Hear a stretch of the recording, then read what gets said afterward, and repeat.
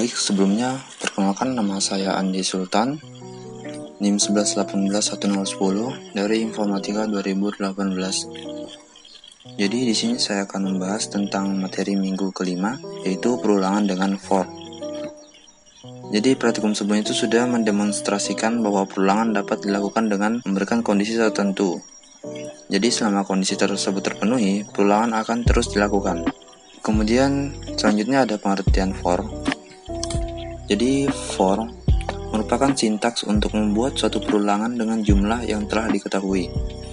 Perulangan for akan mengulang blok kode program disertai nilai pada rentang tertentu secara berurutan.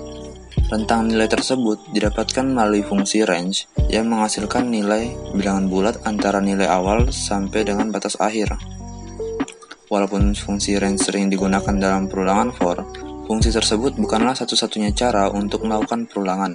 For juga dapat digunakan untuk mengunjungi setiap elemen dalam list. Berikut contoh penggunaan dalam for. Jadi misalnya di sini ada for i in range 0,10, terus ada print i. Jadi maksudnya untuk i di dalam range 0 sampai 10, dia akan mengeprint i. Jadi hasilnya seperti ini. Dia akan ngeprint 0, 1, 2, 3, 4, 5, 6, 7, 8, sampai 9. Kenapa bukan 10? Karena saat kita menggunakan batas 10, dia akan membaca hanya sampai angka sebelum 10. Jadi misalnya kita pakai 10, dia akan membaca sampai 9. Misalnya kita 7, dia akan membaca sampai 6. Seperti itu. Di sini saya sudah ada codingannya, langsung saya run saja. Misalnya sini saya ingin batas bilangan ganjilnya 7. Jadi saya jelaskan per baris. Di sini pertama ada print. Ini akan menampilkan judul dari programnya. Di sini judulnya program bilangan ganjil dan jumlahnya. Kemudian kita buat variabel baru yang bernama batas, dan isi dari variabel itu adalah input dari batas atas bilangan ganjil. Dan di sini ada int. Maksud dari int ini adalah mengintegerkan suatu input. Jadi yang input yang kita masukkan akan dijadikan integer. Kemudian perintah print bilangan ganjil n petik 2. Itu maksudnya dia akan ngeprint bilangan ganjil, dan n ini artinya dia akan ngeprint ke samping. Jadi seperti ini. Di sini ada variabel baru namanya sum, dan isinya itu masih 0.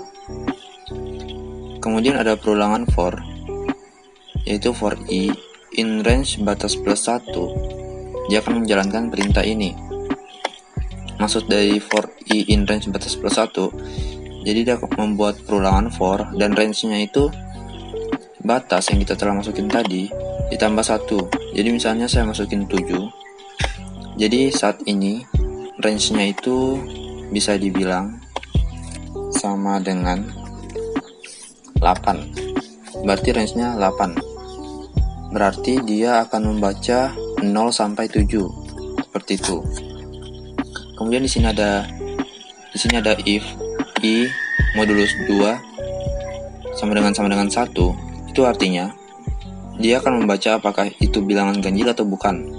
Jadi misalnya i-nya sama dengan 0. 0 modulus 2 hasilnya bukan 1. Misalnya i-nya 3. 3 modulus 2 itu hasilnya 1. Jadi dia membaca 3 itu bilangan ganjil dan 0 itu bukan bilangan ganjil. Dan saat kondisi ini terpenuhi, dia akan ngeprint i. Jadi misalnya tadi i-nya 3. 3 modulus 2 sama dengan 1 itu terpenuhi. Dia akan menjalankan ini, print i. Berarti dia akan ngeprint ini, print i-nya itu, seperti itu. Dan saat semuanya telah selesai, misalnya di sini i-nya sudah 7, berarti dia akan otomatis berhenti. Setelah semuanya terhenti, berarti semua proses ini selesai. Dia akan langsung print jumlah sum. Sumnya ini dari hasil penjumlahan semua bilangan ini. Jadi hasilnya 16, seperti itu. Baik, mungkin cukup sekian yang bisa saya sampaikan. Kurang lebihnya mohon dimaafkan. Assalamualaikum warahmatullahi wabarakatuh.